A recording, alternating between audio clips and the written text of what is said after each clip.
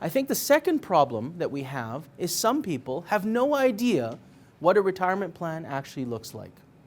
Okay? So let's talk about this a little bit. For those of you who started a retirement plan, what have you done to start planning for retirement? And for those of you who have not started a retirement plan, what might you do? What are some of the components of a retirement plan? What does a retirement plan actually look like? What do you have to do to plan for retirement? How long are you going to be retired for? 25, 30 years? Okay, so how long are you going to be retired for? That's a really tough one, right? Because if you can give me your date of death, we can plan this thing to a T. But what you've brought up is a very important component of retirement planning. It's called the assumption, right? There's a whole bunch of assumptions that have to go into a retirement plan. We're going to talk about the assumptions a little bit later on.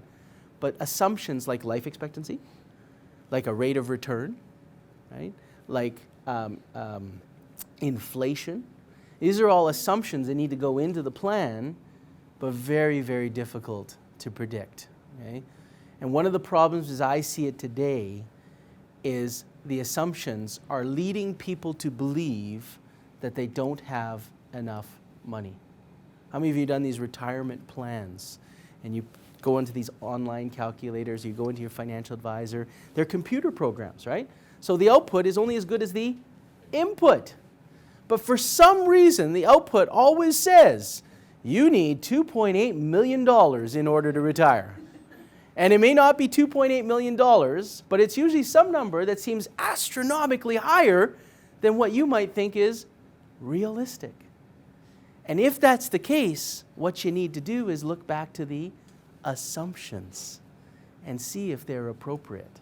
Okay? So we'll talk a lot about assumptions. So assumptions are a key component of a retirement plan. Excellent answer. What else? Probably lifestyle. Lifestyle. What do you mean by that?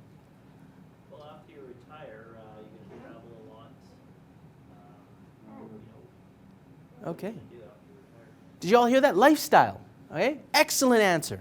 You cannot retire without some understanding of lifestyle. You cannot. Okay? And if you don't, you'll probably become bored, depressed, take little pills and die, or you will go back to work because you don't know what to do with your time. It's not all about what you're going to do with your money, it's what you're going to do with your time.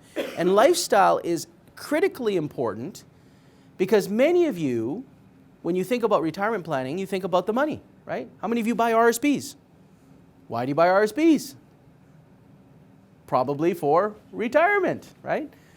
Now, in the short term, you're buying because of the tax deduction. I understand that. But you're also saving for the future so that you have money down the road when you retire so that you can do fun things, right? Well, it's not all about the money. Because if you were to ask me, how many of you would like to know how much is enough? How many hope to learn that today? How much money do you need to have? How much do you need to save? How much do you need to have in order to live a happy, successful retirement? Because if you were to come and ask me, hey, Jim, how much is enough? How much do I need to save? Guess what I'm going to ask you? What does retirement look like to you? Because I can't get to the math, I can't get to the numbers until you've given me some understanding of lifestyle.